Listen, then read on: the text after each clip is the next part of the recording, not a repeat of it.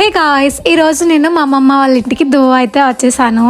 చాలా మంది నన్ను అడిగారు ఎప్పుడు మీ అమ్మమ్మ తాతయ్య వాళ్ళని చూపించలేదు అని చెప్పేసి. యాక్చువల్లీ మా అమ్మమ్మ తాతయ్య లేరు అండి, వాళ్ళిద్దరూ చనిపోయారు. సో చనిపోయిన దగ్గర నుంచి ఎప్పుడు కూడా మా అత్తమ్మ కానీ మా మావయ్య కానీ ఎప్పుడు ఆ లోటు లేకుండా చూసుకున్నారు. మేము ఎప్పుడు అమ్మమ్మ వాళ్ళ ఇంటికి వెళ్ళినా సరే ఈసారి అయితే సత్తమ్మ తల్లి ఫెస్టివల్ అని చెప్పేసి మమ్మల్ని ఇన్వైట్ చేశారు. నేను ఎప్పుడు కూడా ఈ ఫెస్టివల్ని చూడలేదు దువ్వలోని. ఫస్ట్ టైం అయితే నేను విజిట్ చేసి అయితే చూశాను. నాకంతా కొత్తగా అనిపించింది. ఇక్కడ ఏదో సంప్రదాయాలు ఆచారాలు చేశారు. యాక్చువల్లీ సత్యమ్మ తల్లి అమ్మవారు నీలం వల్ల ఇంటి పేరుతో ఉన్న ఆడబడుచుగా అయితే పిలువబడతారు అంటండి. గుడి మధ్యలో పొయ్య పెట్టి దాని మీద ఒక కుండ పెట్టి పాలు పెట్టారండి. దాని చుట్టూ కూడా నీలం వల్ల ఇంటి పేరుతో ఉన్న వాళ్ళు అందరూ అయితే తిరిగారు. చుట్టూ తిరిగినాక కొన్ని బియ్యం అయితే ఇచ్చారు.